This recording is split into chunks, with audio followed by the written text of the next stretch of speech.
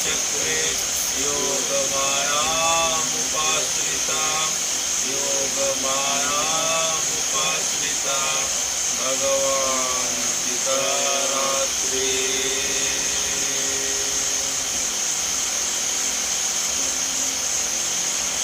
नीलाचल निवासाय नित्याय परमात्मने नीलाचल निवासाय नित्याय परमात्मने बलभद्र सुभद्राभ्यां जगन्नाथाय ते नमः। बलभद्र सुभद्राभ्यां जगन्नाथाय ते नमः। हे भगवान,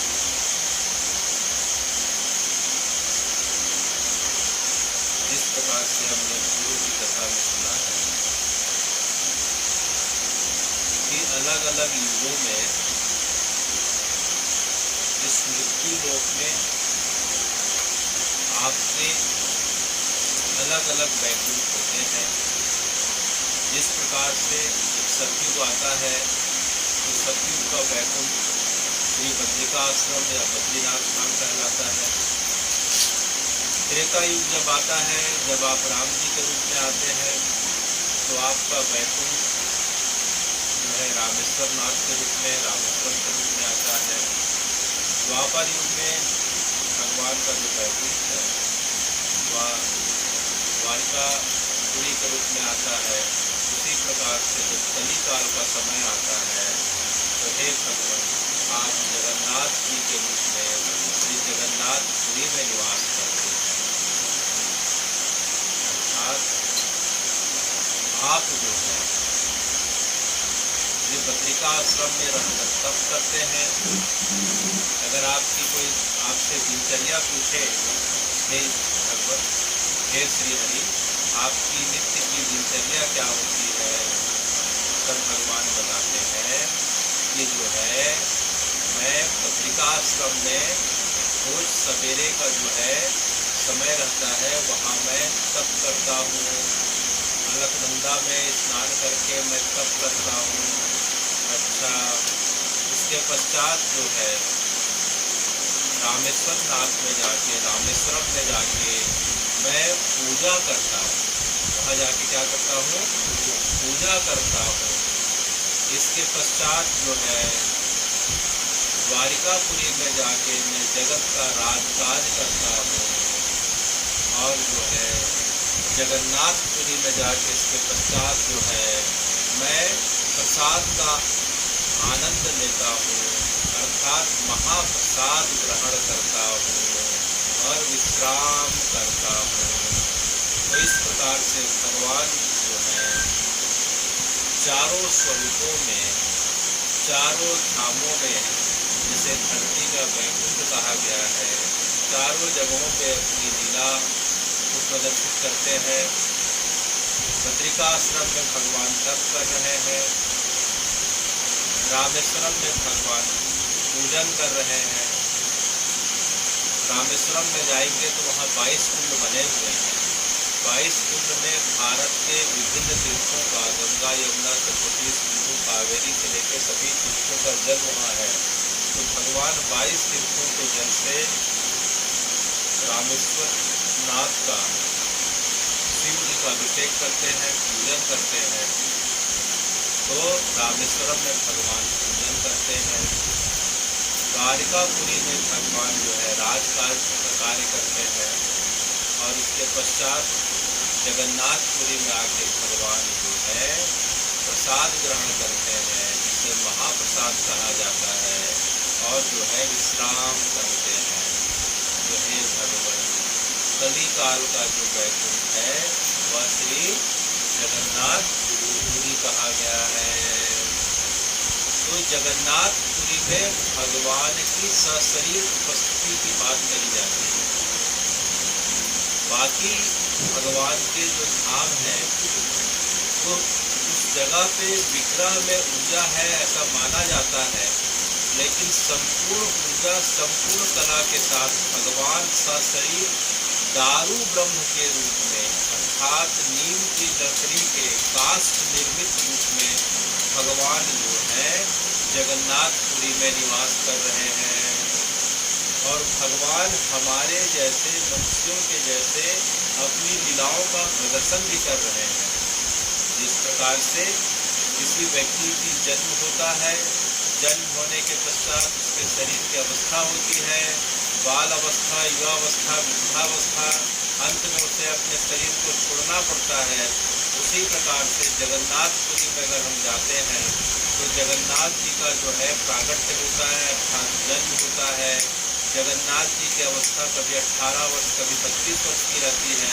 उसके बाद पश्चात जगन्नाथ जी अपने पुराने कलेवर को छोड़ के नया कलेवर धारण करते हैं, पुराने शरीर को छोड़ के नया शरीर धारण करते हैं, जिसे हम नव कलेवर उत्सव कहते हैं।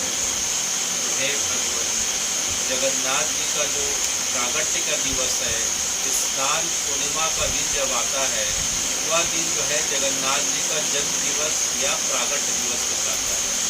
अभी स्नान पूर्णिमा जो पड़ी थी वह 29 जून को पड़ी थी। कब पड़ी थी? 29 जून को पड़ी थी। 29 जून को जेठ पूर्णिमा भी कहा जाता है, देव स्नान पूर्णिमा भी कहा जाता है, और जगन्नाथ जी का प्रागट्य दिवस भी कहा जाता है, या जगन्नाथ जी का जन्म उत्सव भी कहा जाता है। तो साल की जब जेठ महीना का आगमन होता है हिंदू कैलेंडर में, जो चैत मास से प्रारंभ होता है, जब चैत मास से बीतते जब बैसाख के बाद जेठ आता है, बैसाख के बाद क्या आता है? जेठ आता है, और जेठ के बाद अभी आषाढ़ चल रहा है, इसके बाद सावन आएगा, भादो आएगा, सबको पता है। तो जो जेठ महीने का जो पूर्णिमा होता है, जिसे जेठ पूर्णिमा कहते हैं, उसी दिन जगन्नाथ जी का जो है दारू ब्रह्म के रूप में, लकड़ी के काष्ठ के रूप में जगन्नाथ जी का प्रागट्य हुआ था। तो जगन्नाथ जी का प्रागट्य कहाँ हुआ था? जगन्नाथपुरी में। जगन्नाथपुरी में किस जगह पे हुआ था? गुंडीचा। किस जगह पे हुआ था? गुंडीचा जगह पे हुआ था। और जगन्नाथ जी का यह काष्ठ जो है सबसे पहले कहाँ प्राप्त हुआ था? चक्र तीर्थ। समुद्र में जगन्नाथ जी के मंदिर से 4-5 किलोमीटर आगे जाते हैं तो एक जगह पड़ता है, उसे हम चक्र तीर्थ कहते हैं।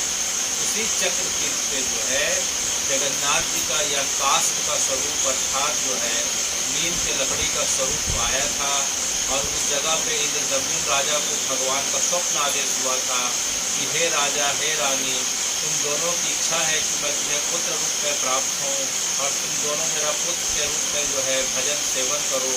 तो मैं जो है कल जो है इसी चक्र तीर्थ पे एक नीम के लकड़ी के गट्ठर के रूप में आऊँगा, और उस लकड़ी को तुम उठा के जो है किसी बढ़ई के द्वारा मेरे बलभद्र, सुभद्रा और सुदर्शन के निमित्त जो है विग्रह का निर्माण करा लेना, और उस विग्रह के अंदर मैं साक्षात अपनी ऊर्जाओं और कलाओं के साथ जो है प्रकट हो जाऊंगा, और तुम मेरी जो है इस प्रकार से सेवा करना।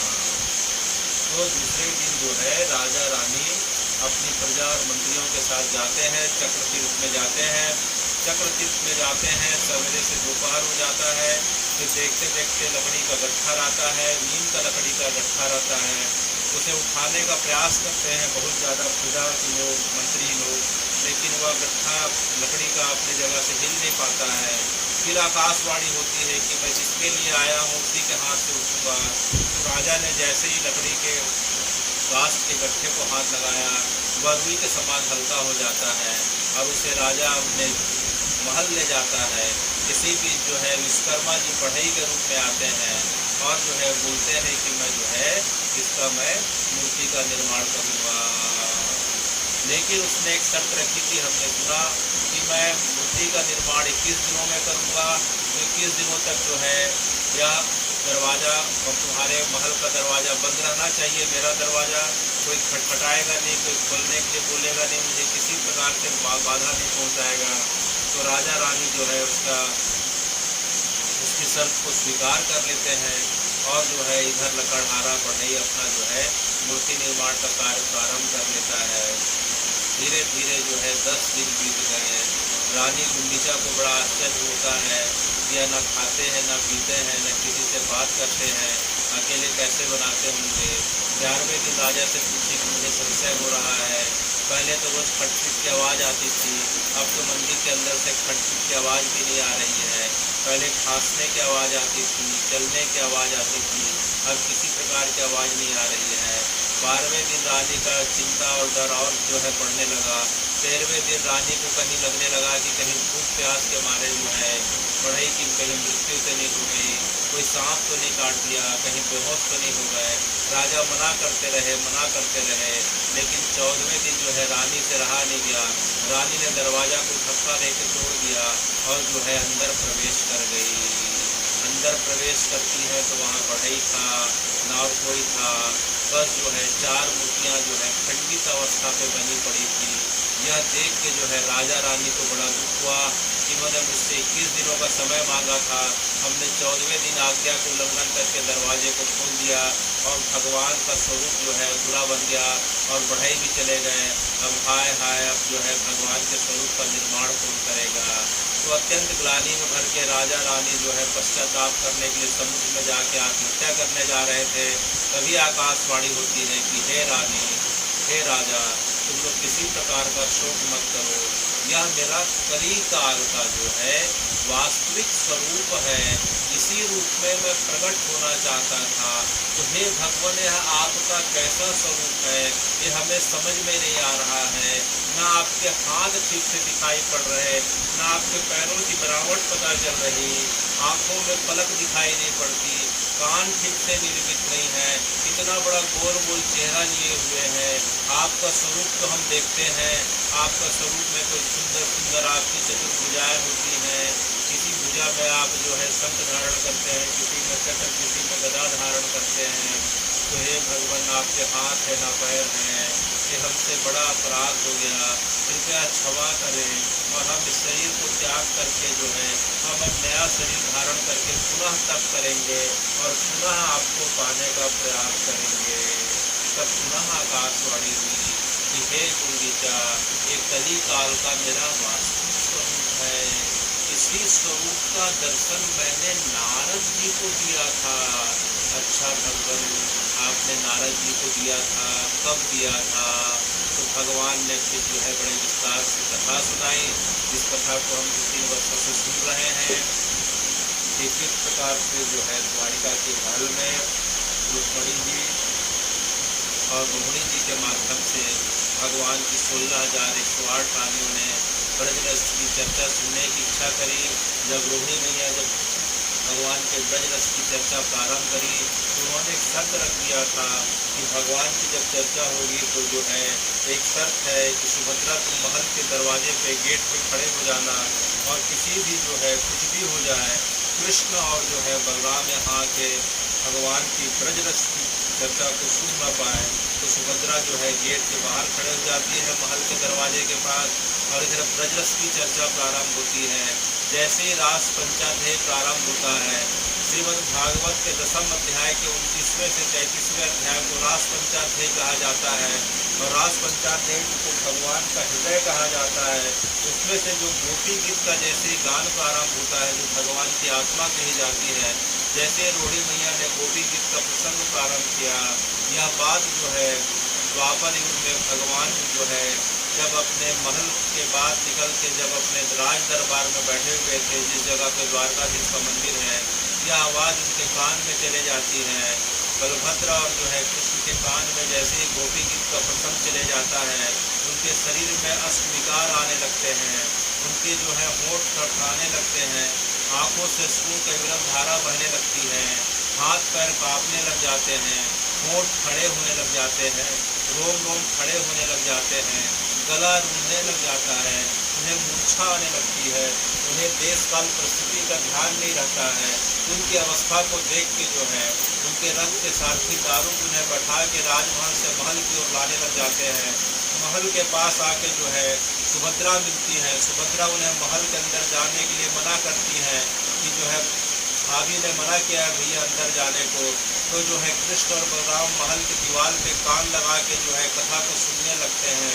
जैसे जैसे गोपी गीत आगे बढ़ते जाता है, भगवान को ब्रज की याद आने लग जाती है और ब्रज की याद करते करते, ब्रज की याद करते करते, अपने गोप ग्वालों की याद करते करते, नंद यशोदा की याद करते करते, गोपिकाओं को याद करते करते, राधा जी को याद करते करते, भगवान का शरीर का विरह का ताप इतना बढ़ने लग जाता है कि ताप बढ़ने के कारण भगवान का शरीर गलने लग जाता है। भगवान जो खड़े थे वो धीरे धीरे घुटने के बल बैठ जाते हैं और घुटने के बल जो बैठे हुए थे अब अपने सिर को अपने घुटनों के अंदर जो है छुपा के लगातार रुदन करने लग जाते हैं। अब उनका शरीर सिकुड़ जाता है, शरीर पूरा गल के जो है इतना छोटा हो जाता है कि मात्र और मात्र जो है भगवान का चेहरा दिखाई पड़ रहा था, हाथ और पैर दिखाई नहीं पड़ रहे थे। इसी बीच नारद जी का आगमन हो जाता है। नारद जी ने भगवान की इस अवस्था को देखा तो बहुत आश्चर्यचकित हो जाते हैं। थोड़ी देर में जब रास पंचाध्यायी की चर्चा पूरी होती है तो भगवान अपनी अवस्था पे जब आने लग जाते हैं तो नारद जी को देख के पूछते हैं कि अरे नारद जी आप यहाँ कब से? तो नारद जी ने बताया कि भगवान मैं तो आपके दर्शन के लिए आता रहता हूँ, लेकिन मैंने जो आपके स्वरूप का दर्शन किया ऐसा मैंने आज तक कभी दर्शन नहीं पाया। यह आपका कौन सा स्वरूप था? तब नारद जी को भगवान ने कहा कि यह मेरा गोपी प्रेम में विगलित जो है यह मेरा स्वरूप था, यह मेरा राधा विरह में विगलित स्वरूप था नारद। तो यह सुनकर नारद जी का आश्चर्य का ठिकाना नहीं रहा। तब नारद जी को भगवान ने कहा कि यह मेरे 24 अवतारों की श्रेणी में नहीं आता है नारद, यह मेरे किसी अवतारों की श्रेणी में नहीं आता। यह संसार का दुर्लभ से दुर्लभतम जो है मेरे स्वरूप का दर्शन तुमने पाया है और तुमने स्वरूप का दर्शन पाया है, तो बताओ मैं तुम्हारी क्या इच्छा पूरी करूं? तब नारद जी ने कहा कि भगवान जो है, जो व्यक्ति अपने लिए मांगता है वह तो स्वार्थी होता है। मेरी इच्छा ये है कि हे भगवान, जिस स्वरूप का आपने मुझे दर्शन कराया है वह स्वरूप पूरे जगत के लोगों के लिए सुलभ हो जाए। तब भगवान ने नारद जी की इच्छा को सुनकर बड़ी प्रसन्नता जो है व्यक्त करी और नारद जी को बताया कि आने वाले समय में पृथ्वी में एक राजा एक रानी होंगे, इंद्रदम्युन और गुंडीचा नाम के। वे मुझे पुत्र रूप में प्राप्त करने की इच्छा रखेंगे नारद, तो मैं उनके घर जो है पुत्र रूप में और इसी स्वरूप में प्रकट होकर जगन्नाथपुरी में कली काल में निवास करूँगा। तुम्हारी इच्छा पूरी हो एवं मस्तूरा। नारद ऐसा बोलते हुए भगवान ने नारद जी को आशीर्वाद प्रदान किया। तब जो आकाशवाणी को जो इंद्रदम्युन और गुंडीचा ने जो आत्महत्या करने का सोच रहे थे सुने तो बड़ी प्रसन्नता हुई कि हे भगवान, हमें बड़ी प्रसन्नता हो रही है कि आपने जो नारद जी को अपने विरह विगलित प्रेम का जो स्वरूप का दर्शन कराया था, आज उसे ही जो है विरह विगलित प्रेम का स्वरूप का जो दर्शन हमें करा रहे हैं। तो हे भगवान, आप कृपा करें, कृपा करें। अब आपका नाम आज से जगन्नाथ अर्थात जगन्नाथ होगा। तो जिस दिन जो है पुरी में गुंडीचा और इंद्रदम्युन के माध्यम से भगवान के स्वरूप का प्रागट्य हुआ था, जिसकी हमने अभी संक्षिप्त में कथा सुनी, वह दिन जेठ महीने की पूर्णिमा जो आज से करीब 6 दिन पहले घटित हुई थी, जेठ महीने की पूर्णिमा, वह वही दिन था। तब से लेके आज तक जो है उसे जगन्नाथ जी का जन्म दिवस या प्रागट्य दिवस के रूप में उस तिथि को जाना जाता है, माना जाता है। तो जगन्नाथ जी की प्रागट्य तिथि कौन सी है? जेठ पूर्णिमा। तो हे जगन्नाथ जी, आप जेठ पूर्णिमा को इस प्रकार से प्रकट होते हैं। फिर प्रकट होने के बाद जगन्नाथ जी ने जो उदास जो हो चुके थे इंद्रदम्युन और गुंडीचा को कहा कि अरे राजा, हे मैया, आप लोग जो है मैं प्रकट हो गया, इतना देर हो गया, फिर भी आप दुखी हो। देखो, आप बद्रीनाथ जाते हो, रामेश्वरम जाते हो, द्वारकापुरी जाते हो, वृंदावन जाते हो, तो क्या करते हो बताओ? बोले जिस जगह पे जाते हैं आपको हम अभिषेक करते हैं, तीर्थों के जल से स्नान कराते हैं, अच्छा फूल चढ़ाते हैं, अच्छा सुगंधित द्रव्य चढ़ाते हैं, वाह वाह वस्त्र चढ़ाते हैं, फिर आरती करते हैं, भोग लगाते हैं, नाचते हैं, गाते हैं, स्तुति करते हैं, लोगों को भोज भंडारा कराते हैं, दिन भर उत्सव मनाते हैं। तो बोले भैया, कली काल के रूप में मैं प्रकट हो गया हूँ, मेरा उसी प्रकार से तुम लोग उत्सव मनाओ। तो उस दिन क्या किया राजा रानी ने भगवान के लिए? फिर क्या किया कि बगल में कुआं खुदवाया, जिसे वर्तमान में सोन कुआं या स्वर्णकूप कहा जाता है। क्या कहा जाता है? जब हम जगन्नाथ जी के मंदिर जाते हैं तो उत्तर द्वार के पास आनंद बाजार के पास एक कुआं है, उसे हम सोन कुआं या स्वर्णकूप कहते हैं। इंद्रदम्युन ने वहाँ कुआं खुदवाया, कुएं की दीवार जो थी उसने जो है सोने से मरवाई और उसमें जो है भारतवर्ष के पवित्र तीर्थों का जल को मंगवा के रखा। और मंगवाने के पश्चात 108 कलश से पहले बार जगन्नाथ, बलभद्र, सुभद्रा और सुदर्शन जी का जो है अभिषेक कराया। कितने कलश से? 108 कलश से। चांदी की बाल्टी से उसने जो है जल निकलवाया, फिर चांदी के 108 कलश मंगाए, 108 कलश मंगाए। फिर उसके बाद फिर उसने क्या किया कि 33 कलश से, कितने कलश से? 33 कलश से जो है बलभद्र भैया को अभिषेक कराया, 22 कलश से जो है सुभद्रा जी का अभिषेक कराया, 35 कलश से जगन्नाथ जी का अभिषेक कराया और 18 कलश से सुदर्शन जी को अभिषेक कराया। कुल कितने हो गए? 108 हो गए। 33 कलश किसके लिए हो गए? बलभद्र भैया के लिए। 22 कलश किसके लिए हो गए? सुभद्रा जी के लिए। 35 कलश किसके लिए हो गए? जगन्नाथ जी के लिए। और 18 कलश किसके लिए हो गए? सुदर्शन जी। तो हम मंदिर जाते हैं तो अक्सर हम सुदर्शन जी को देखना भूल जाते हैं। वहाँ 3 स्वरूप ही है, 4 स्वरूप विराजमान है। भगवान का जो सुदर्शन चक्र जो है वह जगन्नाथपुरी में जो है विग्रह रूप में दारू ब्रह्म के रूप में स्थापित है। वह गोल स्वरूप में है।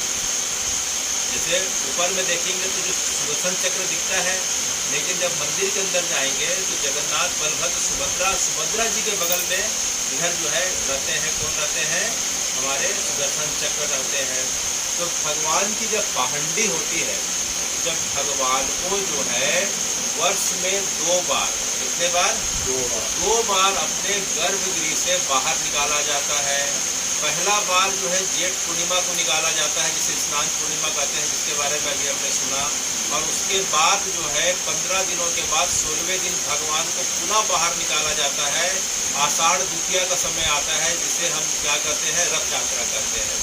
तो जगन्नाथ जी अपने मूल विग्रह के रूप में साल में 2 बार बाहर निकलते हैं, एक जेठ पूर्णिमा के दिन और दूसरा आषाढ़ द्वितीया के दिन। उस समय जगन्नाथ जी, बलभद्र, सुभद्रा, सुदर्शन चक्र सभी निकलते हैं। तो सुभद्रा जी और सुदर्शन जी को एक साथ बाहर निकाला जाता है। सुदर्शन जी और सुभद्रा जी को जो है वहाँ के पंडित लोग जो है गोद में उठा के एक बार में बाहर निकाल देते हैं। तो भगवान जब अपने गर्भगृह से बाहर जब निकलते हैं, सिंह द्वार से बाहर निकलते हैं, तो रतन वेदी, गर्भगृह में भगवान जो है जिस वेदी पे, जिस चौखट पे विराजते हैं, उस वेदी को रतन वेदी कहते हैं। क्या वेदी कहते हैं? रतन वेदी।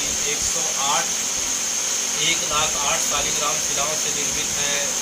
तो रतन वेदी से निकाल के जब भगवान को सिंह द्वार के जब सीढ़ी से बाहर निकाला जाता है, तो इतने देर की जो घटना को हम पाहंडी कहते हैं। क्या कहते हैं? जगन्नाथ जी का अपने गर्भगृह से लेके सीढ़ी से बाहर निकलने तक की घटना को पांडी कहते हैं, या दूसरे शब्दों में पांडु विजय कहते हैं। क्या कहते हैं? पांडु विजय। तो इसका अर्थ क्या होता है? या उड़िया शब्द है। इसका अर्थ होता है कि जैसे छोटा बच्चा जो होता है 11-12 महीने की उम्र में धीरे से हाथ पकड़ के खड़ा होना चालू होता है और 3 साल तक जो है हाथ का सहारा लेके चलता है। तो जब छोटा बच्चा चलता है तो अपना हाथ को जो है माता पिता के हाथ में लेके चलता है और खुदक के चलता है, लड़खड़ाते हुए चलता है। उसी प्रकार से जगन्नाथ जी बलभद्र जो है और बलभद्र जो है रथ यात्रा के समय जब अपने मंदिर के गर्भगृह से बाहर निकलते हैं तो सीधे सपाट नहीं चलते हैं, लड़खड़ाते हुए चलते हैं। कैसे चलते हैं? लड़खड़ाते हुए चलते हैं। कभी दाएं तरफ भारी हो जाएंगे, गिर जाएंगे, कभी बाएं तरफ गिर जाएंगे तो उठ नहीं पाएंगे। तो उसके लिए क्या करते हैं कि उनका जो निकलने का जो रास्ता रहता है, पूरे रास्ते भर में रुई के मोटे मोटे गद्दे जो है बिछाए जाते हैं। किसके गद्दे? रुई के गद्दे बिछाए जाते हैं। और जगन्नाथ जी के आगे और पीछे जो है रेशम की डोरी बांध दी जाती है और इधर डोरी को पकड़ के और लकड़ी के माध्यम से उनको उठा के जो है उनकी पहांडी कराई जाती है। तो जगन्नाथ जी और बलभद्र जी इस प्रकार से लड़खड़ाते हुए क्यों चलते हैं? चलने के पीछे जो है कई कारण बताए गए हैं। उसमें से एक कारण यह है कि जगन्नाथ जी को अब पता चल जाता है कि अब मुझे जो है यहाँ से अब गुंडीचा जाना है। कहाँ जाना है? रथ यात्रा के दिन जगन्नाथ जी को पता चल जाता है कि अब मैं बाहर जा रहा हूँ, अब यहाँ से मैं गुंडीचा जाऊँगा। गुंडीचा को वृंदावन कहा जाता है। क्या कहा जाता है? वृंदावन कहा जाता है। और जहाँ जगन्नाथ जी का मंदिर है श्री मंदिर, उसे द्वारकापुरी कहा जाता है। तो जगन्नाथ जी 355 दिन तक तो द्वारकापुरी में निवास करते हैं, जगत के लोगों के लिए दर्शन देते हुए खड़े रहते हैं, जगत के लोगों की मनोकामना को पूर्ण करने के लिए विराजते हैं।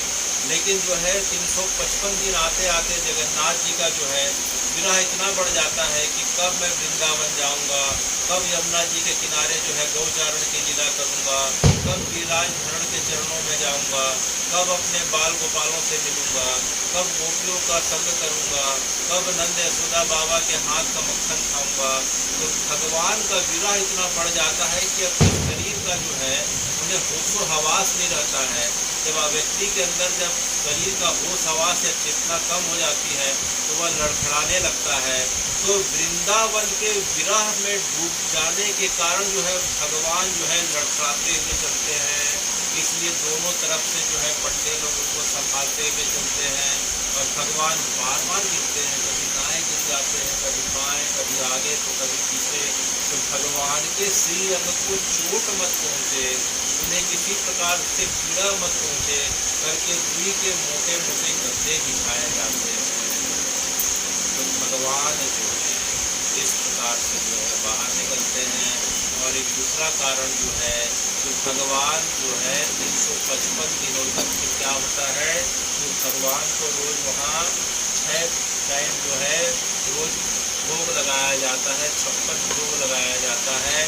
जब इतना भोग लगाया जाता है 355 दिन में जगन्नाथ जी जो है खा के शरीर इतना फूल जाता है, इतना भारी हो जाता है कि 355 दिन के बाद अचानक किसी को बाहर निकालोगे तो शरीर इतना भारी हो जाता है कि अकेले चल नहीं पाता है। आज भी हम देखें कि अपनी क्षमता से अगर बहुत ज़्यादा खा लेते हैं तो हमें जो है खाने के लिए किसी के सहारे की जरूरत पड़ती है। तो यही जो है घटना जगन्नाथ जी प्रदर्शित करते हैं। जगन्नाथ जी 355 दिन इतना भोग पा जाते हैं, इतना भोग आरोपते हैं, जब बाहर जाते हैं तो उनके बस का नहीं रहता, तो अपने भक्तों के जो है माध्यम से जो है अपने रतन बेली से बाहर निकलते हैं, जिसे पांडु विजय या पहांडी कहा जाता है। क्या कहा जाता है? पहांडी कहा जाता है। अर्थात जगन्नाथ जी अपने रतन बेली से, अपने गर्भगृह से बाहर जब निकलते हैं, वहाँ से निकलकर रथ में बैठने तक की प्रक्रिया को पांडु विजय या पहांडी कहा जाता है। जगन्नाथ जी वर्ष में 2 बार पहांडी करते हैं, एक तो स्नान पूर्णिमा के दिन करते हैं और दूसरा कब करते हैं? रथ यात्रा के दिन। स्नान पूर्णिमा होती है जेठ महीने की पूर्णिमा, जो आज से 6 दिन पहले हुई थी 29 दिन को, और 16 जुलाई को आषाढ़ महीना चल रहा है। तो आषाढ़ महीने की जैसे अब द्वितीया आएगी तो जो द्वितीया का जो पक्ष रहेगा उसमें जो है जगन्नाथ जी जो है रथ में विराज के कहाँ जाएंगे, गुंडीचा जाएंगे, जगत के लोगों का दर्शन देते हुए जाएंगे। तो जो है इस प्रकार से जगन्नाथ जी साल में 2 बार बाहर निकलते हैं। अच्छा, यूँ तो जगन्नाथ जी के साल में 13 उत्सव होते हैं। कितने उत्सव होते हैं? 13 उत्सव होते हैं। 13 उत्सव में जगन्नाथ जी मूल रूप से अपने विग्रह का जो स्वरूप है 2 बार बाहर आते हैं। अभी हमने सुना कि स्नान पूर्णिमा के दिन और दूसरा इसके दिन रथ यात्रा के दिन। बाकी जो 11 उत्सव होते हैं, 11 उत्सव में जगन्नाथ जी का जो है चल विग्रह बाहर आता है। कौन सा विग्रह? चल विग्रह। जब हम जगन्नाथ जी के मंदिर जाते हैं तो जो दक्षिण का जो दरवाजा है, जो अश्व द्वार है, उसके पास में जो है इधर हम जाते हैं तो जगन्नाथ जी का एक विग्रह रखा हुआ है, उसे हम मदन मोहन कहते हैं। क्या कहते हैं? राधा मदन मोहन। तो राधा मदन मोहन को जो है बाकी विग्रह के समय बाहर निकाला जाता है, वो भ्रमण करते हैं, वह चल विग्रह है। और जगन्नाथ जी जो है 2 बार स्वयं होकर बाहर निकलते हैं, जी हमने सुना। तो जो जगन्नाथ जी का 13 उत्सव में जो पहला उत्सव है, 13 उत्सव हमने सुना, तो 13 उत्सव में जो पहला उत्सव है उसे हम जो है क्या कहते हैं? चंदन यात्रा कहते हैं या चंदन उत्सव कहते हैं। क्या कहते हैं? चंदन यात्रा या चंदन उत्सव कहते हैं। यह 21 दिनों का होता है। कितने दिनों का होता है? 21 दिनों का होता है। यह कब से कब होता है? यह अक्षय तृतीया के दिन से प्रारंभ हो जाता है। अक्षय तृतीया के दिन से जो है जेठ पूर्णिमा तक, अभी हमने सुना, तब तक होता है।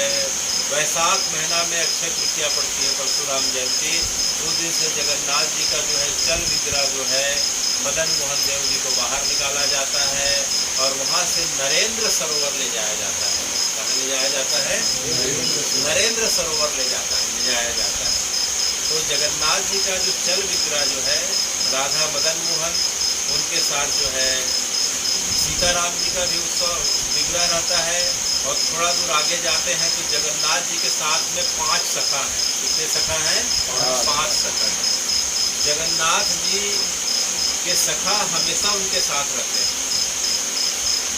चाहे हम किसी भी तीर्थ की बात करें, शंकर जी जो है, महादेव जो है, जगन्नाथ जी के सखा के रूप में जो है पुरी में विद्यमान है। तब जब चंदन यात्रा होती है तो 5 दिशाओं से जो है शंकर जी अर्थात भगवान के 5 सखा जो है आके जगन्नाथ जी के साथ मिल जाते हैं। और जो है एक नाव में जो है जगन्नाथ है, बलभद्र है, सुभद्रा है, एक जो है छाया विग्रह का जो प्रतिनिधि कर रहे हैं मदन मोहन देव जी, एक रथ, एक नाव में वो विराजते हैं नरेंद्र सरोवर में, और एक नाव में जो है भगवान के बाकी सखा विराजते हैं। तो 5 सखा में हम एक तो सखा का नाम जानेंगे। तो उसमें 5 सखाओं में प्रधान जो सखा है लोकनाथ महादेव। क्या नाम उनका? लोकनाथ महादेव। लोकनाथ। तो रात को जब भी जगन्नाथ जी का मंदिर का पट बंद होता है, जगन्नाथ जी का रात की जब शयन आरती होती है, आप लोग में से बहुत लोगों ने दर्शन किया होगा जगन्नाथ जी की शयन आरती, आपने किया होगा। तो जब शयन आरती होने के बाद जगन्नाथ जी का पट बंद होता है तो जो है चाबी कहाँ छोड़ के आई जाती है? लोकनाथ पहला। और जगन्नाथ जी के मंदिर के अंदर जगन्नाथ जी का खजाना है, पिछले साल जिसकी गिनती हुई थी। तो खजाने का हिसाब किताब होने के बाद डायरी रजिस्टर में कितना कितना जगन्नाथ जी का आभूषण है, तो डायरी रजिस्टर और जो चाबी है वो कहाँ रखी जाती है? लोकनाथ महादेव। तो लोकनाथ महादेव जो हैं जगन्नाथ जी के मुख्य खजांची भी हैं और जगन्नाथ जी के मुख्य सखा भी हैं। तो जगन्नाथ जी के पहले सखा कौन हो गए? लोकनाथ महादेव। रात को पट बंद होने के बाद चाबी कहाँ चले जाती है? लोकनाथ महादेव। और दूसरे सखा हैं श्री मार्कंडेश्वर महादेव। कौन महादेव? श्री मार्कंडेश्वर। तीसरे सखा है यमकेश्वर महादेव, उनको जमकेश्वर महादेव कहते हैं। तीसरे कौन से सखा है? चौथे सखा है नीलकंठेश्वर महादेव। कौन से महादेव? और 5वें सखा है कपाल मोचन महादेव। कौन से महादेव? तो लोकनाथ हो गए, जमकेश्वर हो गए, नीलकंठेश्वर हो गए, मार्कंडेश्वर हो गए, और तो इस प्रकार से जगन्नाथ जी के कितने सखा हो गए? 5 सखा हो गए। तो जब पांचों सखा जब मिलते हैं तब जो है जगन्नाथ जी की अद्भुत जल केली होती है, जल क्रीड़ा होती है। कभी भगवान के पांचों सखा आगे चलते हैं, कभी जगन्नाथ जी अर्थात मदन मोहन आगे चलते हैं, कभी मदन मोहन आगे चलते हैं, कभी पांचों सखा पीछे होते हैं, कभी जो है एक दूसरे को जो है जल से जो है पूरा गीला करते हैं, कभी दूसरा जल से, कभी इतना जो है उछल कूद करते हैं कि ऐसा लगता है कि नाव पलट जाएगी, तब पलट जाएगी। तो जगन्नाथ जी के सेवक रहते हैं, पंच सखाओं के सेवक रहते हैं, नाव पलटे मत करके नाव को ऐसे थाम के नीचे जो तैरते हैं वो थाम के रखते हैं। आपस में सखाओं की इतनी ज़्यादा बढ़ जाती है हंसी ठिठोली, तो एक दूसरे को देख के कोई चिढ़ाता है, कोई जो है अनेक प्रकार के गीत गाता है। तो इस प्रकार से जो है हंसी ठिठोली करते करते 8:30-9 बजे से करीब करीब 12-1 बजे तक मंदिर नरेंद्र सरोवर में जो है यह जल केली होती है। और जल केली जब पूरी हो जाती है तो नरेंद्र सरोवर के बीच में जो है एक मंदिर बना हुआ है, उस जगह पे फिर जो है उनके विग्रहों को निकाल के जो है विश्राम कराया जाता है। फिर मदन मोहन देव फिर विश्राम में चले जाते हैं, पुनः भोग लगता है। भोग लगने के पश्चात भगवान जो है पुनः बाहर आते हैं। बाहर आने के बाद पांचों सखाएँ अपने अपने जो है जगह पे चले जाते हैं। मदन मोहन का स्वरूप मंदिर आ जाता है। जैसे ही मदन मोहन का स्वरूप मंदिर आता है तब जगन्नाथ जी की रात की शयन आरती प्रारंभ होती है। फिर शयन करा के भगवान का पट बंद कर दिया जाता है। जब तक मदन मोहन जी का स्वरूप जल केली करके नरेंद्र सरोवर से वापस मंदिर नहीं आता तब तक जो है रात की शयन आरती नहीं की जाती। इसीलिए वैशाख मास का जो 21 दिन का स्नान महोत्सव है उस समय जो है जगन्नाथ जी की शयन आरती जो है बड़ी लेट होती है और टाइम कोई नहीं बता सकता। वहाँ के पंडे पुजारी बता ही नहीं सकते, क्योंकि जगन्नाथ जी का वापस जो है नरेंद्र सरोवर से आना पंडे पुजारी भक्तों के हाथ में नहीं रहता, वह सिर्फ और सिर्फ जगन्नाथ जी के हाथ में रहता है। कई बार तो रात को 11:30-12 बजे भी आ जाते हैं, कई बार रात को 3-3 बजे तक आते हैं। टाइम का कोई ठिकाना नहीं। जब तक जगन्नाथ जी अपने पंच सखाओं के साथ पूरा आनंद ना ले लें तब तक जो है उस जगह को छोड़ते नहीं हैं। तो 21 दिनों का जो समय रहता है उसमें शयन आरती का जो समय रहता है उसमें शयन आरती की निश्चितता कोई नहीं बता सकता किस समय शयन होगा। बाकी समय तो भगवान को 11:30-12 बजे तक शयन करा दिया जाता है, लेकिन जो है चंदन यात्रा के समय जो है शयन करा पाना मुश्किल है। तो यह चंदन यात्रा जिस जगह पे होती है उस सरोवर का नाम है नरेंद्र सरोवर। वह मंदिर से करीब करीब 1.5 किलोमीटर की दूरी पे है, उत्तर पूर्व दिशा में है और जगन्नाथ वल्लभ उद्यान के और पास में स्थित है। और इसे जो है मूलतः राजा इंद्रदम्युन ने बनवाया था। किसने बनवाया था? सतयुग का बना हुआ, आज का बना हुआ नहीं है, सतयुग का बना हुआ है। राजा इंद्रदम्युन ने बनाया था, तब से स्नान यात्रा चल रही है। और आज से 800 वर्ष पूर्व जो है राजा इंद्रदम्युन की परंपरा बढ़ते गई। तो राजा जो है नरसिंह देव थे, उन्होंने अपने गुरु जो है आचार्य नरेंद्र के नाम पे जो है इस जगह का पुनः जीर्णोद्धार कराया था। इसी जगह पे हमने पिछले वर्ष की कथा पे सुना था कि चैतन्य महाप्रभु किस प्रकार से स्नान यात्रा का दर्शन करते थे। आने वाले समय में इसके कुछ अंश का सुनने का प्रयास करेंगे। तो यह नरेंद्र सरोवर जो है करीब करीब जो है 873 जो है फीट अगर देखें तो लंबा है और जो है 743 फीट जो है करीब करीब चौड़ा है। तो काफ़ी लंबा और चौड़ाई को लिए हुए नरेंद्र सरोवर है। बीच में जो है मंदिर है जहाँ भगवान जो है विश्राम को पाते हैं और भोग पाके पुनः जो है वापस जो है मंदिर को जाते हैं। तो हे भगवत, तो इसे हम स्नान यात्रा तो सुने, लेकिन इसका नाम चंदन यात्रा क्यों पड़ा? इसका नाम चंदन यात्रा क्यों पड़ा? ठीक है, समझ में आया कि गर्मी बहुत पड़ती है। गर्मी में जो है जगन्नाथ जी एक गर्भगृह में रह के वहाँ तो मंदिर में ऐसी वैसी रहता नहीं है, दिन भर लोगों की भीड़ रहती है, दिन भर खिला रहे हैं। तो जगन्नाथ जी का गर्मी का ताप बढ़ जाता होगा, तो स्नान के लिए जाते हैं गर्मी में। उसी समुद्र क्षेत्र है, गर्मी तो पड़ती होगी। लेकिन जैसे चंदन यात्रा क्यों करते हैं? तो चंदन यात्रा के पीछे भी एक कथा है। वह कथा जो है आज से 600 वर्ष पुरानी है। कितनी वर्ष पुरानी है? 600 वर्ष। चैतन्य महाप्रभु के जो गुरु थे उनका नाम था ईश्वरपुरी गोस्वामी। उनका क्या नाम था? ईश्वरपुरी। और उनके गुरु थे श्री माधवेंद्रपुरी गोस्वामी। क्या नाम था उनका? उनका शरीर तो बंगाल का था, लेकिन उनके अंदर कृष्ण प्रेम इतना ज़्यादा था। भगवान के वह भी जो है मंजरी स्वरूप के अवतार थे कि वे वृंदावन आ जाते हैं बंगाल से। और जो है वृंदावन में हम जाए तो गिरिराज जी की तलहटी पे गोविंद कुंड दिखाई पड़ता है। कौन सा कुंड? गोविंद कुंड वह जगह है जिस जगह पे जब इंद्र ने क्या किया था कि इंद्र ने जब बारिश 7 दिनों तक लगातार बारिश करी थी, तो भगवान ने अपने बाएं हाथ की बाएं उंगली के नाखून के अग्रभाग से जब गिरिराज जी को धारण किया था तो इंद्र का जो है मान मर्दन हुआ था। और इंद्र ने फिर क्या किया था कि भारतवर्ष के प्रमुख तीर्थों का जल जो है एक कुंड में इकट्ठा करके भगवान का अभिषेक किया था। तो भगवान का अभिषेक का जो जल एक कुंड पे पुनः जाके जो है स्थापित हो गया, वह जो है कुंड क्या कहलाया? गोविंद कुंड कहलाया। तो गिरिराज जी के अंदर की जब हम परिक्रमा करते हैं तो गोविंद कुंड पड़ता है। तो गोविंद कुंड के पास एक छोटी सी कुटिया आज भी दिखाई पड़ती है। उसी जगह पे जो है माधवेंद्रपुरी गोस्वामी जो है बैठ के रात दिन जो है तप किया करते थे, भजन किया करते थे। कई दिनों तक बिना खाए पिए दिन में अगर थोड़ी सी भी सुधी आई तो सामने में गोविंद कुंड का जल पान करके रह जाया करते थे। और केवल रात दिन जो है हे कृष्ण हे गोविंद हे माधव करके रात दिन भगवान को पुकारा करते थे। भगवान को यह उनकी दशा देख के बड़ी जो है विरह की स्थिति हुई।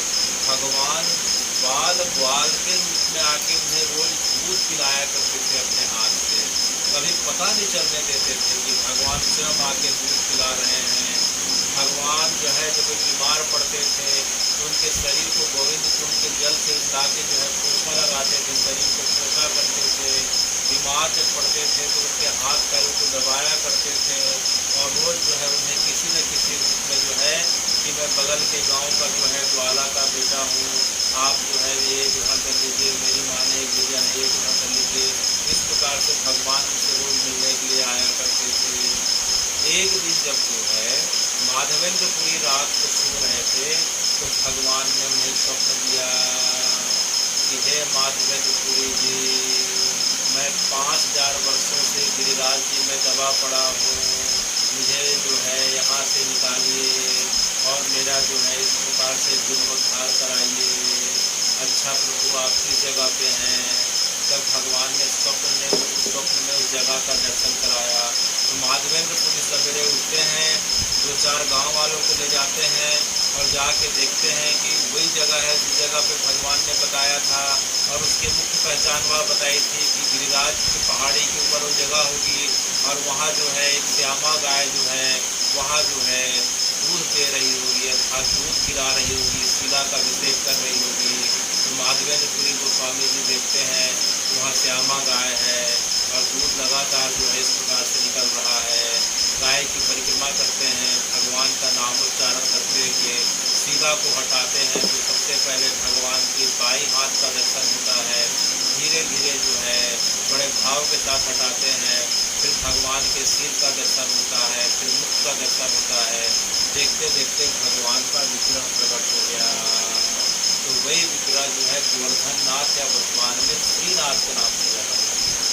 किस नाम से जाना जाता है? तो सबसे पहले प्राकट किसने किया था? श्री माधवेंद्रपुरी गोस्वामी जी ने प्राकट किया था भगवान के स्वप्नादेश के पश्चात। उसके पश्चात जो है छोटी सी जो है लता पताकाओं की इस प्रकार से झोपड़ी बना के भगवान की सेवा की जाने लगी। भगवान की सेवा होने लग गई। आसपास के गांव में हो गया प्रचार हो गया कि जो है गोवर्धन नाथ जी 5000 साल से दबे थे। ब्रजनाथ के द्वारा निर्मित जो है गोवर्धन नाथ जी प्रकट हो गए। देखते देखते ब्रजमंडल के गांव के लोग आने लग गए। तब माधवेंद्रपुरी गोस्वामी जी ने प्रत्येक गांव के लोगों की जो है ड्यूटी बांध दी कि आज ये गांव वाले भगवान का जो है 56 भोग लगाएंगे, कल वाले लगाएंगे। इस प्रकार से भगवान के रोज 56 भोग की व्यवस्था हो गई। भगवान की प्रसिद्धि चारों तरफ बढ़ने लग गई। तब देखते देखते जो है अब जो है होली के बाद का समय, अप्रैल का समय आ गया। एक दिन जो है माधवेंद्रपुरी सो रहे थे तो सोते सोते भगवान का पुनः सपना आ गया। श्रीनाथ जी बोलते हैं कि माधवेंद्रपुरी जी देखो अब गर्मी पड़ना प्रारंभ हो गया है, अब मुझे गर्मी लग रही है। क्या लग रही है? गर्मी लग रही है। बोले प्रभु आपको ठंडी गर्मी से क्या मतलब, आप तो भगवान हैं। बोले मैं ज्ञानियों के लिए भगवान हूँ, लेकिन भक्तों के लिए मैं तो एक साधारण इंसान हूँ। अच्छा तो बताइए मेरी क्या सेवा है? तो बोले काम करिए, आप जो है मलयगिरी पर्वत चले जाइए और वहाँ की चंदन बड़ी अच्छी होती है, और उस चंदन को लाके जो है आप मेरे श्रीअंग में जो है इस प्रकार से जो है चंदन का लेप चढ़ाइए तो मेरा जो है ताप कम होगा। अच्छा भगवान किस जगह पे है? बोले आप जगन्नाथपुरी उड़ीसा जाएंगे, उसी के पास में जो है जंगल पड़ेगा, वहाँ की चंदन की लकड़ी सबसे अच्छी मानी जाती है, तो आप जाके चंदन की लकड़ी लेके आइए, साथ में केसर और कपूर को मिला के जो है मेरे शरीर में लेपन करिए, उससे मेरे शरीर की गर्मी राहत शांत होगी। अच्छा तो सवेरे उठते हैं, अपने कुछ शिष्यों को श्रीनाथ जी की सेवा जो है बता के फिर पैदल निकल जाते हैं। उस समय पैदल का जमाना हुआ करता था, पैदल चले जाते हैं। पैदल चलते चलते जो है जगन्नाथपुरी जाने के पहले एक जगह पड़ती है, उस जगह का नाम है रेमुना। उस जगह का नाम क्या है? रेमुना। वह बालासोर जिला में आता है। आज से 2 साल पहले उस जगह पे ट्रेन का एक्सीडेंट हुआ था जिसमें सैकड़ों लोग मारे गए थे बालासोर। तो बालासोर जिला में एक छोटा सा गांव है, अब कस्बा हो गया, उसे रेमुना कहते हैं। तो रास्ते में रेमुना पड़ा, तो रेमुना में भगवान का एक मंदिर है, उसे हम जो है राधा गोपीनाथ क्या कहते हैं? राधा गोपीनाथ कहते हैं। तो रात के समय जो है पहुँचते हैं तो रात हो जाती है। माधवेंद्रपुरी गोस्वामी जब रेमुना पहुँचते हैं मंदिर में तो रात हो जाती है। उस समय साधु सन्यासियों के लिए, यात्रियों के लिए रुकने की जगह मंदिर ही हुआ करती थी। तो मंदिर पहुँचते हैं, उस समय रात हो जाती है। और रात में जब शयन आरती चलते रहती है तो शयन आरती में क्या होता है कि वहाँ गोपीनाथ जी को 12 कुल्हड़ जो है खीर चढ़ाई जाती है। कितने कुल्हड़? 12 कुल्हड़ खीर चढ़ाई जाती है। उसे अमृत केली कहते हैं। क्या कहते हैं? अमृत केली। वो खीर ऐसी खीर है कि उसमें चावल नहीं डाली जाती है, बिना चावल के। वहाँ जो है एक विशेष प्रकार के भगवान के वंश परंपरा की एक गाय है, वो गाय आज भी वहाँ रखी हुई है। भगवान के समय की जो गाय मुख्यतः 2 जगह पे रखी हुई है। एक तो श्रीनाथ जी की गौशाला जाके देखें तो द्वापर युग की नंद बाबा के समय की गाय की वंश अभी भी चल रही है, और दूसरी जो गाय है वो है कहाँ मिलती है? रेमुना में, गोपीनाथ मंदिर में। तो जो वहाँ की जो गाय की दूध को अवगा के जो है जो रबड़ी टाइप का जो बनाया जाता है उसे अमृत केली कहते हैं। उसमें चावल नहीं डाला जाता है, उसे क्या कहते हैं? अमृत केली कहते हैं। और ठाकुर जी को 12 जो है दोने में जो है भोग लगाया जाता है। फिर भोग लगाने के पश्चात जब ठाकुर जी आरोप लेते हैं तो सभी भक्तों को बांट दिया जाता है। तब माधवेंद्रपुरी पहुँचते हैं तो उस समय मंदिर में आरती चल रही थी। आरती होने के बाद फिर जो है भोग लगा। फिर भोग लगने के पश्चात जो है सभी भक्तों में प्रसाद को बांट दिया गया। लेकिन ये तो आंख बंद करके जो है राधा गोपीनाथ के विग्रह को देख के इतने भाव में आ गए थे कि आंख बंद करके लगातार रो रहे थे। इनको पता भी नहीं चला। और इसी बीच जो है मंदिर को बंद करने की आवाज़ आई कि जितने भी हैं सब बाहर चले, पट बंद करने का समय आ गया। उसी भावावेश में मंदिर के बाहर, वहाँ कभी भी पूरा जंगल है, थोड़ा सा बाहर निकल गए, जंगल के पास जाके बैठ गए। और इस प्रकार से जो है मंदिर के बाहर जाके जंगल में जो है एक पेड़ के नीचे बैठ के भजन करने लग गए। और पंडित जी उन्हें प्रसाद देना भूल गए और प्रसाद लेना भी भूल गए। देखते देखते मध्यरात्रि हो गई, 12 बज गए। गोपीनाथ जी को अचानक ख्याल आया कि कौन मेरा भक्त इस मध्यरात्रि को मुझे पुकार रहा है। बोले अरे तो माधवेंद्रपुरी जी है, ये तो मेरी वहाँ जो है विग्रह का प्रागट करे हुए हैं, और मैंने इन्हें आदेश दे के इन्हें बुलाया है चंदन लेने के लिए। और देखो तो देखो मेरा भाग्य देखो, दुर्भाग्य देखो, मैंने ही बुलाया और मैंने इन्हें प्रसाद नहीं दिला पाया। तो जो है गोपीनाथ जी बड़े व्याकुल हो गए। पंडित जी मंदिर के अंदर ही रहते थे। पंडित जी को स्वप्न आदेश करे कि पंडित जी बोले क्या है प्रभु? बोले देखो आज तुमने सबको प्रसाद का वितरण किया है कि नहीं? बोले मैंने सबको प्रसाद का वितरण किया। बोले लेकिन तुमने जो है एक भूल कर दी। एक जो है गिरिराज जी से महाराज आए हुए हैं, आपने उनको प्रसाद नहीं पवाया। तो पंडित जी को भी जब ख्याल आया, अरे कोई बड़े पहुँचे हुए संत थे, वे भगवान को देखते देखते रोते रोते बाहर निकल गए, मेरा भी ध्यान नहीं गया। तो प्रभु मैं ठीक है, मैं काम करता हूँ, मैं पुनः जो है प्रसाद बना के उनको जाके मैं दे देता हूँ। बोले पुनः प्रसाद बनाने की जरूरत नहीं है। तो बोले फिर कैसे होगा महाराज? बोले एक काम करो, मैंने जो है एक दोना जो खीर जो है चुरा के अपने जो है कुर्ते के जो है दाहिनी जेब में छुपाया हुआ है, तो मुझसे जाके माधवेंद्र पुरी जी को जाके पवा के आ जाओ। बोले नहीं महाराज, मैंने तो पूरा 12 का 12 बांट दिया था। बोले नहीं, तुमने 12 नहीं बांटा था, मैंने एक चोरी करके अपने पास रख लिया था। तो भगवान आपने चोरी करी थी? बोले हाँ मैंने चोरी करी थी। तो उसको विश्वास नहीं हुआ। पंडित जी पुनः स्नान करके जाते हैं, गर्भगृह को खोलते हैं, और गर्भगृह को खोलने के बाद राधा गोपीनाथ जी के जो है जो कपड़ा था वस्त्र था उसके जैसे दाहिने जो है जेब में हाथ डालते हैं, उन्हें जो है दोने में इस प्रकार से रखी हुई खीर मिल गई। कपाट खोल के आवाज़ देते हुए जाते हैं कि माधवेंद्र पुरी जी कौन है, कौन गिरिराज जी से आए हैं। आवाज़ लगाते लगाते पहुँचते हैं, उन्हें हरे कृष्ण की आवाज़ आती हुई दिखाई पड़ती है। उन्हें जाके दंडवत करते हैं और पूरी घटना बताते हैं कि महाराज मुझसे आज बड़ी भूल हो गई। बोले क्या हो गए भैया?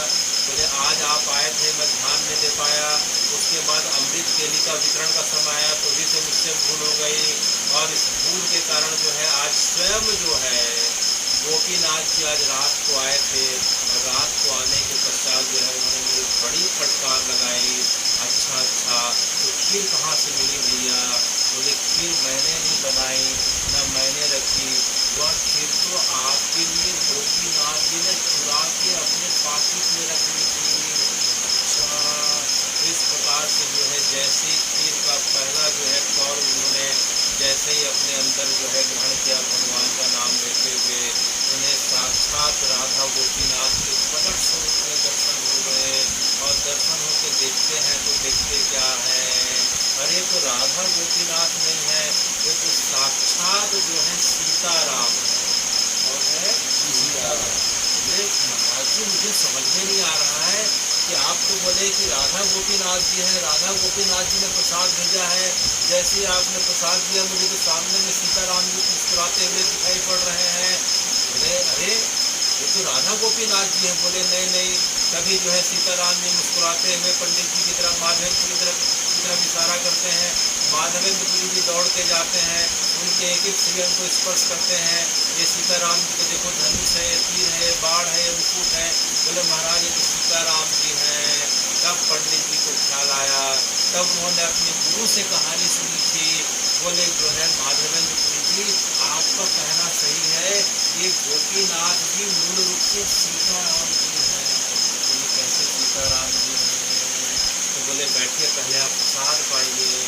तो माधवेंद्र पुरी जी रोते रोते बड़े भाव के साथ प्रसाद पाते हैं कि आज मेरे कारण जो है भगवान जो है खुद प्रकट होके मंदिर के प्रसाद को चुरा के मेरे लिए भेजे हैं और अपने मूल स्वरूप का दर्शन करा रहे हैं।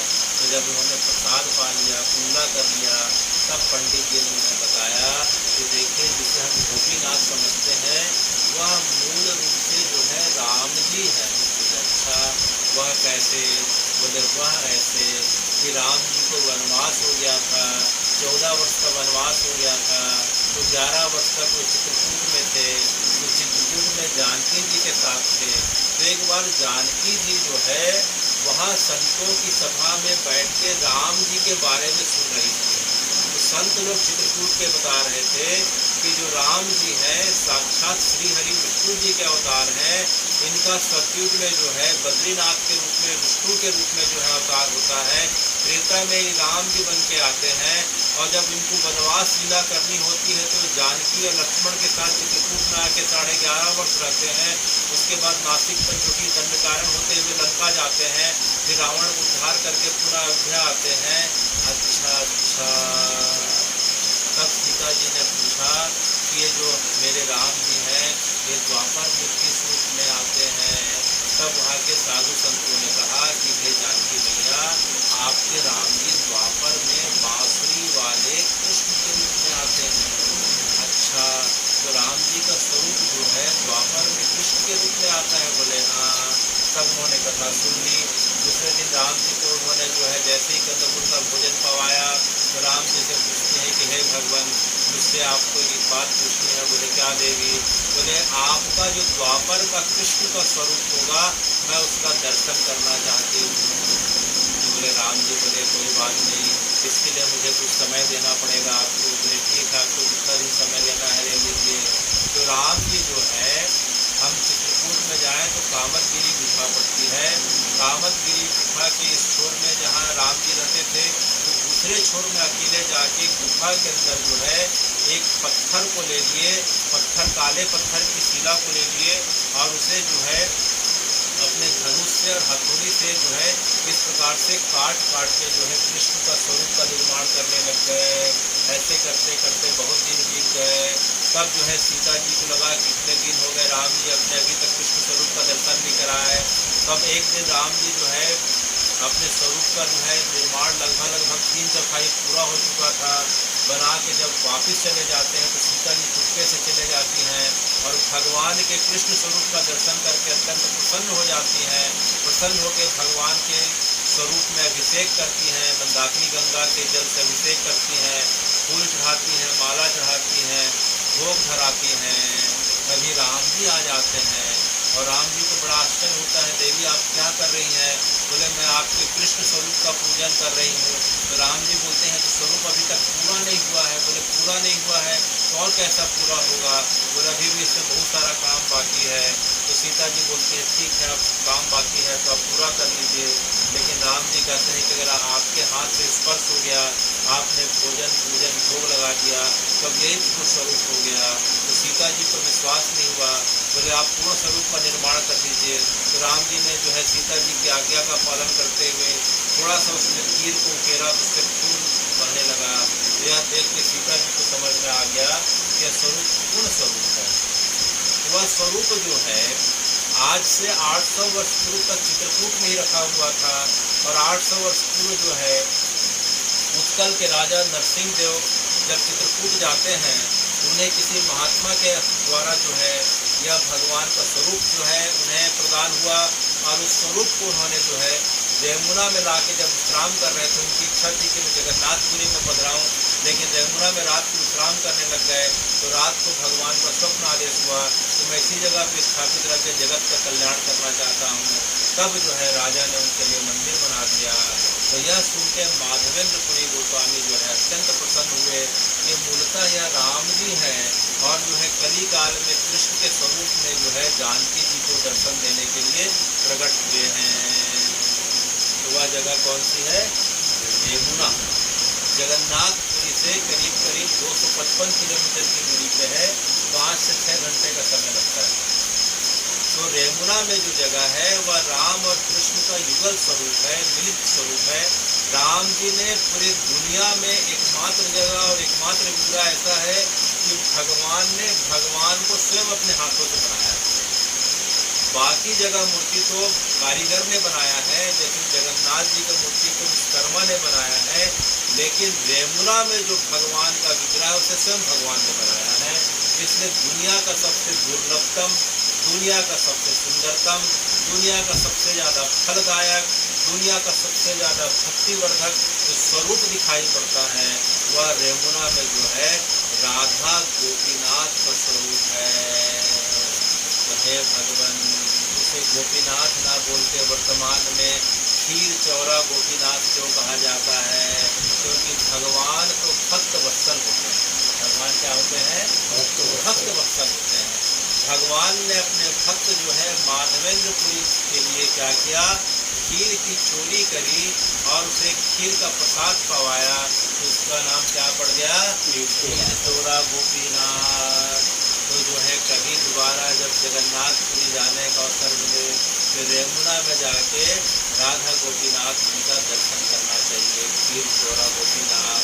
और ऐसा माना जाता है कि जगन्नाथ जी का जो महाप्रसाद भाव के साथ ग्रहण कर लेता है उसे भगवान जो है महाप्रसाद के जो स्वाद, जो मूल स्वाद कैसा होता है, जो वैकुंठ में जो शरीर छोड़ के जब हम वैकुंठ जाते हैं तो वैकुंठ में जो है लक्ष्मी जी भगवान के लिए जो महाप्रसाद बनाती है तो महाप्रसाद जो वैकुंठ में बनता है उसका स्वाद का अनुभव करना होता है। तो वह स्वाद जो है खीर चोरा गोपीनाथ में जब अमृत केली का जब हमें प्रसाद मिलता है, जब हम प्रसाद ग्रहण करते हैं तो उसका स्वाद किसके तुल्य बताया गया है?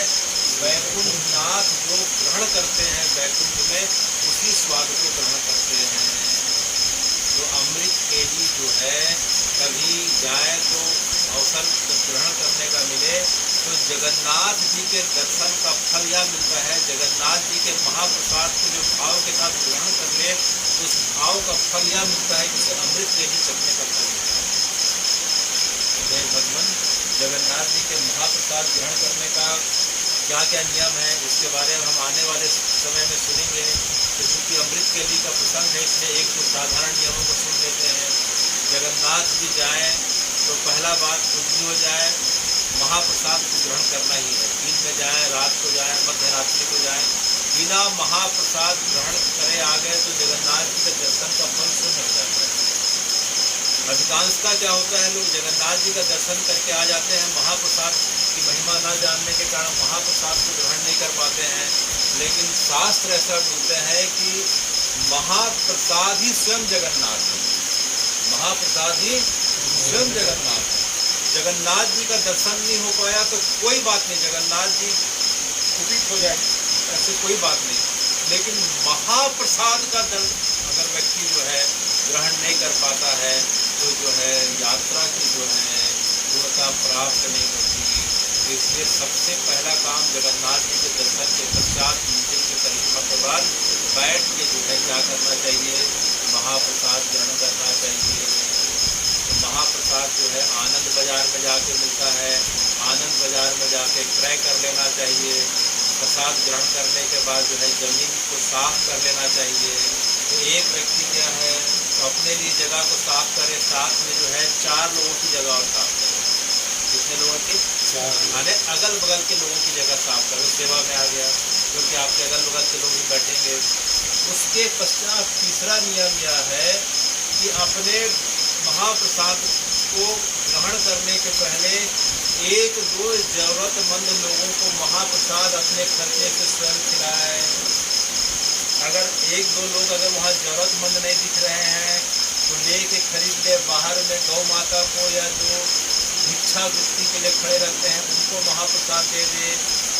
तो जगह को साफ करे, धरती को प्रणाम करे, 1-2 लोगों के लिए अपने सामर्थ्य के अनुरूप जो है महाप्रसाद की व्यवस्था करे। उसके बाद जमीन में बैठने के बाद जगन्नाथ जी का जो है अगल बगल में जो गिरा हुआ महाप्रसाद है, दूसरे के द्वारा छोड़ के गिरा हुआ जो प्रसाद है पहले उसे ग्रहण करें। पहले किसे ग्रहण करें? छोड़ा हुआ उच्छिष्ट जो रहता है उसे क्या बोलते हैं? उच्छिष्ट। उच्छिष्ट को ग्रहण करें।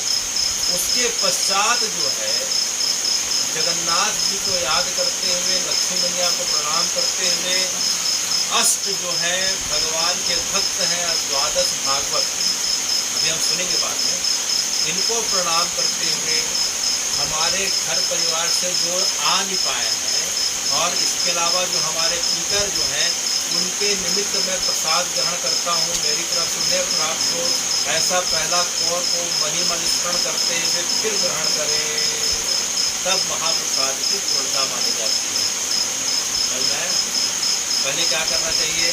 जगह को साफ कर लेनी चाहिए, दूसरे का जूठा उठा के खा लेना चाहिए, साथ में अन्य लोगों के लिए व्यवस्था कर लेनी चाहिए। फिर बैठने के बाद आचमन करके माता पिता से लेकर जितने सगे संबंधी पहुँच नहीं पाए पूर्वजों को याद करते हुए फिर जो है महाप्रसाद को ग्रहण करना चाहिए। उसके बाद अपना जो है साफ करके स्थल को साफ करके सही जगह पे जो है रख के फिर आगे बढ़ना चाहिए। और सीढ़ी में जो उस प्रवृत्ति से खड़े रहते हैं दीनहीन लोग, जो जगन्नाथ जी के प्रसाद को पाने के लिए खड़े रहते हैं, उन्हें पवाते हुए फिर दक्षिणा देते हुए फिर आगे बढ़ना चाहिए। फिर आगे बढ़ के जो है अरुण स्तंभ की तरफ खड़े होकर जगन्नाथ जी को पुनः प्रणाम करके कि है जगन्नाथ जी, महाप्रसाद के रूप में आप मेरे शरीर के अंदर आए हैं और वे जो है अपना ठाकुर के रूप में पहुँच के मेरे शरीर का पोषण करेंगे, तो कृपया मेरे अंदर जो है भक्ति का पोषण करें, मेरे अंदर जो है निर्मलता का पोषण करें। इस प्रकार से जो है जगन्नाथ जी मेरे ऊपर कृपा करेंगे, तब प्रणाम करके वापस फिर जाना चाहिए। ये जगन्नाथ जी के प्रसाद ग्रहण करने का नियम बताया गया। तो माधवेंद्र पुरी गोस्वामी ने इस प्रकार से जो है प्रसाद को ग्रहण किया। प्रसाद ग्रहण करने के बाद जो कुल्हड़ बची हुई थी, वहाँ की खीर को जो है कुल्हड़ में दिया जाता है, मिट्टी का कुल्हड़। तो कुल्हड़ जैसे ही प्रसाद पूरा हुआ तो पंडित जी उनसे लेने लगे, लाइए महाराज मैं इसको फेंक देता हूँ, तो उन्होंने मना कर दिया। बोले महाराज इसको तो मैं जिंदगी भर अपने पास रखूँगा। तब से लेके जब तक माधवेंद्र पुरी जी जीवित रहे, उन्होंने क्या किया कि मिट्टी के कुल्हड़ से एक छोटा मिट्टी का टुकड़ा निकालते थे और जीव में रख के साक्षात जो है जगन्नाथ जी का महाप्रसाद है करके रोज चढ़ा करते थे। जीवन पर्यंत कुल्हड़ को अपने पास रख के थोड़ा थोड़ा जो है उसे प्रसाद स्वरूप समझ के उन्होंने जो है इस प्रकार से उसका सेवन किया। उसके पश्चात जो है दूसरे दिन आगे निकल गए। आगे निकलने के बाद जो है जगन्नाथपुरी पहुंचते हैं। तब तक वहाँ के राजा को प्रजा को पता चल गया था कि एक खीर चौरा वाली घटना हो गई थी, माधवेंद्रपुरी जी आए हैं। तो राजा ने माधवेंद्रपुरी के लिए जो है कई बैलगाड़ी में जो है चंदन रख दिया, केसर रख दिया, कपूर रख दिया और बोले कि जो है आप आराम से इसे जो है वृंदावन ले जाइए, गिरिराज जी की सेवा करिए। तो जो है पुनः जब वहाँ से जगन्नाथपुरी से जगन्नाथ जी का दर्शन करके वापस जा रहे थे तो रास्ते में पुनः रेमुना पड़ा। क्या पड़ा? पुनः रेमुना पड़ा, बीच में पड़ता है। तो पुनः पड़ा तो पुनः रात्रि हो गई, तो पुनः वहाँ रुके। पंडित जी ने उन्हें रात को जो है अमृत कैली प्रदान करी। फिर मंदिर के बाहर चौरे में सो गए। तो रात को, आज की रात को जो है उन्हें सपना जो है श्रीनाथ जी ने दिया। किसने दिया? श्रीनाथ जी ने दिया। सपना देख के जो है बड़ा आश्चर्यचकित हो गए। उनकी आँख खुल गई। आँख खुली तो देखते हैं सामने में श्रीनाथ जी खड़े हैं। श्रीनाथ जी को उन्होंने दंडवत किया। बोले प्रभु मेरी क्या आज्ञा है? लगता है कि मुझसे आने में देरी हो गई, मुझसे लगता है आने में देरी हो गई, आपके शरीर का ताप बढ़ गया, लेकिन मैं करता तो करता क्या, ऐसा करके। तब श्रीनाथ जी ने उन्हें गले लगाते हुए कहा कि माधवेंद्रपुरी जी, आज से मेरी आज्ञा है कि आप रेमुना में रह के गोपीनाथ की सेवा करिए। बोले भगवान मैं तो आपकी सेवा के लिए जो है गिरिराज से यहाँ आया था, रास्ते में रेमुना में गोपीनाथ जी पड़ गए थे, मैं तो आप ही की सेवा करना चाहता हूँ। तब उन्होंने कहा कि गोपीनाथ में और गोवर्धन नाथ में मूलतः कोई अंतर नहीं है। बोले इसका प्रमाण क्या है? बोले काम करो, बोले काम करो, ये चंदन लो, चंदन को घिसो और चंदन को घिस के जाके सबसे पहले मेरे को लगाओ। किसको लगाओ? मेरे को लगाओ। तो उन्होंने चंदन को घिसा और जो है श्रीनाथ जी को लगाया और बोले, तब श्रीनाथ जी ने कहा आप दौड़ के मंदिर जाओ और मंदिर में देख के आओ। तो जाके देखते हैं कि जो चंदन कपूर और जो उन्होंने जो केसर लगाया था वही का वही केसर जो है गोपीनाथ जी को लगा हुआ है और वही खुशबू आ रही है। तब बाहर दौड़ के आया। बोले कैसा लगा? बोले आपको जो लगाया हूँ बिल्कुल वही लगा हुआ है। बोले दूसरा काम करिए। बोले क्या? अब वही चंदन केसर कपूर को जाके अब क्या करो? गोपीनाथ जी को लगा के आ जाओ। इन्हें लगा के आ जाओ, गोपीनाथ जी को लगा के आ जाओ, मैं बाहर खड़ा हूँ। तो गोपीनाथ जी को लगाए। तो बोले गोपीनाथ जी बोले अब बाहर जाके देख के आओ। तो जैसा चंदन लगाए थे वहाँ जो है गोवर्धन नाथ जी के शरीर में लगा हुआ था। तब जो है उन्हें समझ में आ गया कि गोपीनाथ जी में और श्रीनाथ जी में कोई अंतर नहीं है। तब श्रीनाथ जी ने उन्हें गले लगाते हुए कहा कि देखिए अभी आने वाले समय में वृंदावन का बड़े महाप्रताप प्रागट्य होने वाला है। अब आपके बाद यह सेवा मैं श्री वल्लभाचार्य जी को प्रदान करूँगा। वल्लभाचार्य जी अपने अष्ट सखाओं के माध्यम से सूरदास, कुंभन दास, गोविंद दास, कृष्णदास, परमानंद दास के माध्यम से मेरी सेवा का विस्तार करेंगे। अब कुछ समय के पश्चात जो है नित्यानंद आएंगे, उसके पश्चात जो है लोकनाथ स्वामी आएंगे, भूगर्भ स्वामी वृंदावन आएंगे। चैतन्य महाप्रभु आएंगे, षड गोस्वामी रूप सनातन जी, रघुनाथ दास आएंगे, तो वृंदावन का तो प्रकाश होने वाला है। अब आप जो है इसी जगह पे रह के जो है मेरी कृष्ण भक्ति का प्रचार करिए, उड़ीसा के लोगों के बीच कृष्ण भक्ति का प्रचार करिए, बंगाल के लोगों के बीच कृष्ण भक्ति का प्रचार करिए, बिहार के लोगों के बीच कृष्ण भक्ति का प्रचार करिए, उत्तर का पूर्व का जो भारत है, मणिपुर, नागालैंड, त्रिपुरा, मेघालय, आसाम, सिक्किम, यहाँ के लोगों के बीच मेरा प्रचार करिए। आपका जन्म मैंने इसी जगह की सेवा के लिए दिया हुआ है। तब जैसे ही भगवान ने जो है पूरी बात बताई तो जो है माधवेंद्रपुरी जी को भगवान की बात समझ में आ गई। उन्होंने जो है राजा से कहा कि बैलगाड़ी का जो चंदन है उसे जो है आप गोवर्धन नाथ जी पहुँचा दीजिए। तो राजा ने फिर जो है सेवकों के साथ जो है बैलगाड़ी और चंदन को जो है गोवर्धन नाथ जी पहुँचा दिया।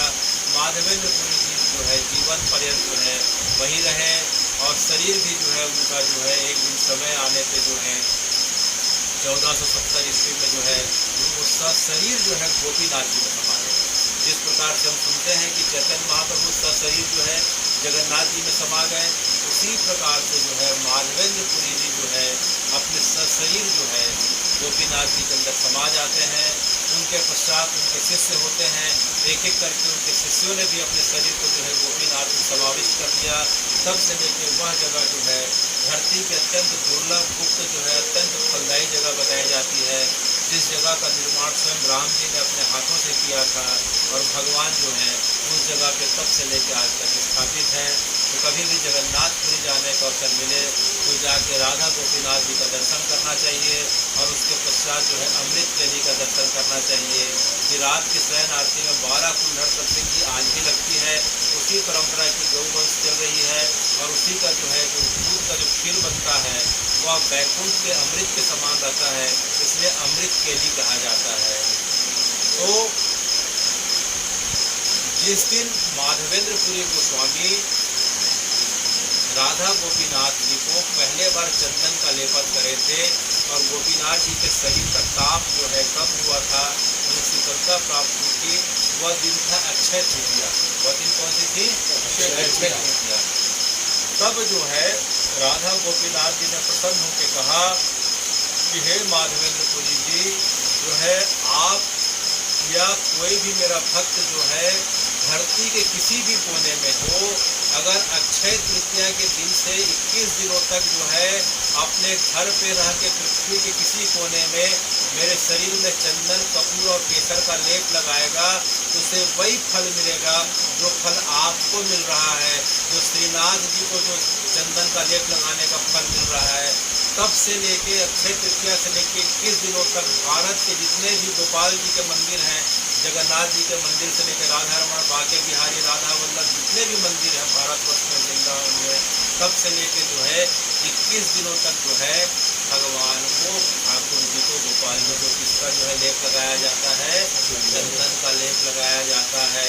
इसी क्रम में जो है जगन्नाथ जी क्या कर रहे हैं कि चंदन का लेप लगा रहे हैं और स्नान यात्रा कर रहे हैं। स्नान यात्रा देखिल प्रभु पाइल बड़ा अनवसर काले प्रभु पाइल महारू। क्योंकि स्नान यात्रा के समय जो है जगन्नाथ जी का शरीर का ताप इतना बढ़ जाता है कि जो भी जगन्नाथ जी को, भले जगन्नाथपुरी ना जा पाए कोई बात नहीं, अपने घर के गोपाल जी को ही जगन्नाथ जी समझ के चंदन का लेप 21 दिन लगाता है तो उसके 21 पीढ़ियों का जो है भगवान तार देते हैं। कितने पीढ़ियों को? 21 पीढ़ियों को तार देते हैं, 21 पीढ़ियों को बैकुंठ भेज देते हैं और उसके स्वयं के जो है 21 जन्म के पाप संताप का भगवान नाश कर देते हैं। ऐसी जगन्नाथ जी की चंदन यात्रा या चंदन लेपन का महत्व है। तो हमें अगले वर्ष प्रयास करना चाहिए कि जब भी जो है अक्षय तृतीया का दिन आए हम जगन्नाथ जी का किससे अभिषेक करें? चंदन से। चंदन जो है लगा के जगन्नाथ जी का अभिषेक करें। चंदन है, कपूर है, दोनों की प्रकृति शीत प्रकृति की रहती है, ठंडकता प्रदान करते हैं।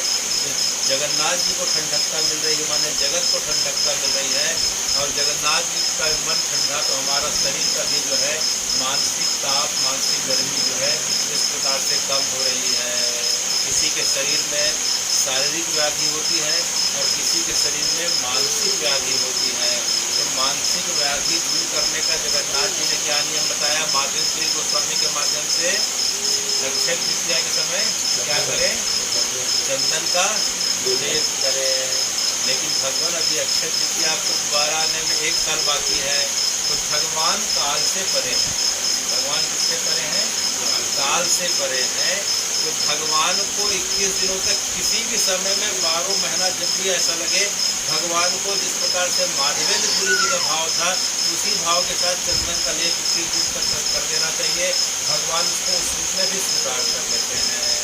और चंदन का लेप लगाने के बाद जो है भगवान का कौन सा नाम लेके भगवान को सुनाना चाहिए? हरे कृष्ण कृष्ण